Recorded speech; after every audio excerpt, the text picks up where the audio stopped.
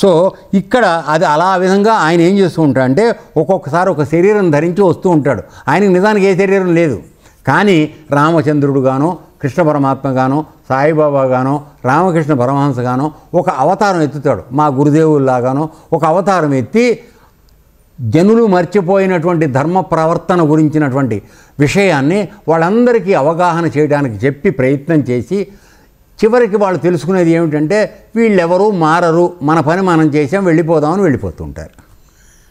మనం మారం, అది వేరే విషయం. అర్థమైందా? వాడు అరిచి 50 ఏళ్ళు 60 ఏళ్ళు 70 ఏళ్ళు వాడు అరిచి చచ్చిపోతాడు, కానీ మనం మాత్రం సస్తే మారం. అది అటువంటి పరిస్థితి మంది. అందుకని కొద్దిమంది మాత్రం ఆయనకి దగ్గరలో ఉన్నవాళ్ళు ఎవరో కొంతమంది వాళ్ళు ఉద్ధరింపబడుతూ ఉంటారు. అర్థమైందనా? సో సాక్షాత్తు పరమాత్మే రూపం ఎత్తినప్పుడు అందరినీ మార్చలేనప్పుడు ఇప్పుడు కలియుగంలో ఆశ్రమాలు పెట్టుకుని గురు కృపగా చెప్పి చేద్దామని మారితే ఎంతమంది మారుతారమ్మా? వేళ మీద కూడా లెక్కట్లేం. ఎందుకంటే ప్రకృతిలో అందరూ లీనమైపోయి ఎక్కడేం దొరుకుతుందో వేసుకుందాం అనేటువంటి దీనిలో ఉన్నారు. మరి భగవంతుడేమో చెయ్యి ఇట్టా పెట్టాడు, వదిలిపెట్టండి రా అంటున్నాడు ఆయన. మీరు వెళ్ళి విగ్రహాన్ని చూడండి, ఇట్లా పెడుతుంటాడు. ఏమిటి వదిలిపెట్టు, నీ దగ్గర దాచుకుని తవ్వకు, అది నీతో రాదు, వదిలేసేయి, నా పాదాలు శరణపట్టు. ఇది మనందరికీ క్లియర్గా చెప్తున్నాడు. ఎంతమందికి అర్థమవుతోంది, ఎంతమంది చేస్తున్నాం అంటే ఇవన్నీ విమర్శ కోసం కాదు. దీన్ని ఏమంటారంటే మనలో జరుగుతున్న తప్పుని ఒప్పుకునేటువంటి ధైర్యం మనకున్నప్పుడు ఇది ఆత్మవిమర్శ అనబడుతుంది. ఎస్, నేను తప్పు చేస్తున్నాను అని ఒప్పుకోగలిగిన ధైర్యం నీకు ఉండాలి. అర్థమైందా? దానికోసం చెప్పబడుతుంది. ఓకే, కాబట్టి స్వేచ్ఛగా మీరు ఒక శరీరం ధరించి అవతరిస్తూ ఉంటారు. ఇది నాకు తెలుసు. ఇప్పుడు నువ్వు కృష్ణుడు స్నేహితుడు కదా అయితేను, నువ్వు ఈ అవతారం ఎత్తావనే సంగతి నాకు తెలుసు. నువ్వు పరమాత్మ స్వరూపుడివే, కృష్ణ అవతారం ఎత్తావు, అది నాకు తెలుసు. కనుక తమరు తప్పకుండా చెప్పండి. ఏమిటి చెప్పమంటున్నాడు? ఈ భక్తి యోగం, భక్తులు ఎట్లుంటారు, వాళ్ళు సంతోషంగా ఎట్లా ఉంటారు, వాళ్ళు మహా ఆనందంగా ఎట్లా ఉంటారు, నీ గురించి ఎప్పుడు నిత్యం సంతుష్టులు అంటే సంతృప్తితో వాళ్ళు ఎట్లా ఉంటారు. మనందరి దగ్గర లేని సంతృప్తే కదమ్మా. ₹1 కోటి ఉన్నాయి మీకు దగ్గర, కానీ నీకు సంతృప్తి లేదు. రాత్రి గోళీ వేసుకుందా నిద్ర రాదు. ఎందుకని? పక్కింటి ఆయనకి 10 కోట్లు ఉన్నాయి, నేను ఎప్పుడు అవుతానా 10 కోట్ల కానీ ఏడుపు. కానీ ఎడం పక్కన కూలి పని చేసుకుని బతికేవాడు ఒకడు ఉన్నాడు. వాడిని చూసి వాడికన్నా నేను ఎంతో ఉన్నత స్థితిలో ఉన్నాను సంతృప్తి మాత్రం నీకు లేదు. ఈరోజు ప్రపంచంలో ఉన్నటువంటి దుర్గుణం మానవులందరిలో ఇదొకటే. ఏమిటి అంటే నేను చాలా చిన్నగా చేసి చెప్పాను, ఉన్నదాని మీద లక్ష్యం లేదు, లేని దానికోసం వెంపర్లాట. దీనితో అందరికీ టెన్షన్, రోగాలు, బీపీలు, అన్ని రోగాలు దీంతోనే వస్తున్నాయి. ఆయన ఏమంటున్నాడు? నిత్య సంతృప్తులుగా ఉండమంటున్నాడు. నీకు దొరికింది, నువ్వు ఏం చేసుకున్నావో అంతా. ఇప్పుడు సముద్రానికి వెళ్ళాము, మా లేకపోతే నదికి వెళ్ళాం ఏంటి, నువ్వేమో ఇంత మాత్రం బిందె తీసుకొచ్చావు, మీ అమ్మ కాస్త దూరాలు వచ్చిన కలదు కూడా బిందె తెచ్చింది. మీ చెల్లెలు ఏం చేసిందని, మీ అక్క ఏం చేసిందంటే ఇదంతా మోతబరువు ఎవడో మోస్తాడు, చిన్న చెంబు తీసుకొచ్చి. అంటే ఎవరెవరు వాళ్ళు చేసుకున్నటువంటి పూర్వజన్మ కర్మలను బట్టి వాళ్ళ గిన్నెలు చెంబులు తెచ్చుకున్నారు. ఆ నదిలోకి వెళ్ళాక నీ దగ్గర ఉన్న చెంబును బట్టే తెచ్చుకుంటావా, లేకపోతే నదంతా మోసుకొస్తావా? నీ వల్ల అయ్యే పని కాదు అది. ఆ జ్ఞానం ఎందుకు లేదు మన దగ్గర?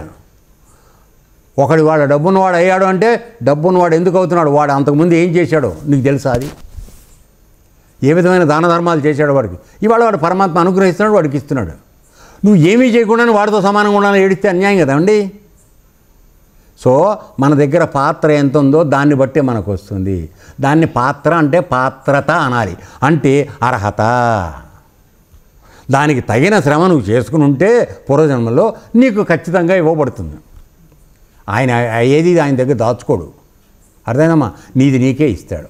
అట్లాగే నువ్వు అత్యంత తెలివితేటలతో కలియుగంలోకి వచ్చేసి నలుగురిని ముంచి 7గురిని ఇచ్చేసి తీసుకొచ్చి చేసిన పాప పనులు కూడా నీ నెత్తి మీదే పెట్టి పంపిస్తాడు. ఆయన దగ్గర ఏం ఉంచుకోడు. అవి మోసుకుంటూ మళ్ళీ వస్తావు ఇక్కడికి వచ్చాక మళ్ళీ చేసే పనులు ఇచ్చే పనులు అన్నీ చేస్తున్నాను. సో ఈ విధంగా ఏమవుతుంది? ఎల్లప్పుడూ ఎప్పటికీ మనం మనం ఎవరి దగ్గర నుంచి వచ్చామో ఆ పరమాత్మకు దూరంగానే బతుకుతున్నాం తప్ప ఆయన దగ్గరకు పెడదామనేటువంటి ప్రయత్నం మనం చేయట్లేదు. కేవలం ఆ పని చేస్తున్నది మానవులు మాత్రమే. జంతువులకు ఆ దుర్బుద్ధులు లేవు. అది ఎత్తింది జంతువు జన్మ, దాంతోనే బతుకుతోంది. టైం వచ్చినప్పుడు కావాల్సినవి చేస్తుంది, లేనప్పుడు పడుకుంటుంది. టైం అయిపోయిన చచ్చిపోతుంది, మళ్ళీ ఇంకో జన్మకి వెళ్తుంది. మనం ఊరుకుంటున్నామా? అట్లా చేయట్లా. సొంత తెలివితేటలు వాడి దాన్ని విపరీత జ్ఞానం అంటారు.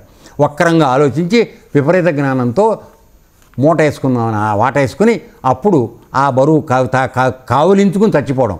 కానీ ఆయన తెలివిగలవాడు, ఇవేవీ రావు. నువ్వు సంపాదించిన కోట్లు నీతో వెనకాల రావు. అర్థమైందమ్మా? నువ్వు కేవలం చేసిన పాపపుణ్యాలు మాత్రం మన భుజాల మీద పెట్టి పంపిస్తాడు. ఇది రహస్యం. ఈ జ్ఞానం కలిగితే నువ్వు తప్పుడు పనులు ఎందుకు చేయాలమ్మా? ఉన్నకాడికి సంతృప్తిగా ఉండొచ్చు కదా. అలా ఉండమని చెప్తున్నాడు ఇక్కడ. మనకు అది తప్ప మిగతా అన్నీ ఉన్నాయి. అది ఈ విధంగా జరుగుతుంది. ఓకే, కాబట్టి మీరు తప్పకుండా చెప్పండి, ఈ భక్తి యోగం గురించి చెప్పదగిన వారు తమరొక్కరే స్వామి. అంటే నీ యందు భక్తి కలిగిన వాడు ఎట్లా ఉంటాడు, భక్తుడు అన్నవాడు ఎట్లుంటాడు అనే విషయాన్ని నాకు తెలియజెప్పగలిగిన నువ్వు ఒక్కడివే. ఎందుకని? నువ్వు ఒకడిని భక్తుడిగా మార్చినా, ఆత్మజ్ఞానిగా మార్చినా, లేదు కర్మయోగిగా మార్చినా అన్నీ నీ చేతిలోనే ఉన్నాయి. నువ్వే గురువు. అదేనమ్మా. అందుకోసమే మన దీంట్లో చెప్తాడు అన్నమాచార్యుడు, తానే తానే ఇందరి గురుడు, తానే తానే ఇందరి గురుడు, సానపట్టిన భోగి జ్ఞానయోగి, తానే తానే ఇందరి గురుడు అని అన్నమాచార్యుడు ఒక సంకేతం చెప్తాడు. అంటే మిగతా పాఠంతో ఉంది, మనకు అనవసరం. ఇప్పుడు కావాల్సింది ఏంటంటే, మనం ఇన్ని రకాల దేవుళ్ళ బొమ్మలు పెట్టుకుని మనం మాట్లాడుతున్నా ఉన్న గురువు ఒక్కడే, ఉన్న పరమాత్మ ఒక్కడే. సాయిబులు కొలిచిన, క్రిస్టియన్స్ కొలిచిన, హిందువులు కొలిచిన ఉన్న పరమాత్మ ఒక్కడే. ఆయన నీవు కొలిచిన రూపంలో దర్శనమిచ్చే శక్తి కలగవాడు, అంతే. ఆయనకి ఏ రూపం లేదు కనుక. అర్థమైందా? నువ్వు గురువుగారి ఫోటో, చంద్రయారుల ఫోటో దగ్గర పెట్టుకుని నువ్వు చూస్తే చంద్రయాల రూపంలోనే నీకు కనపడతాడు.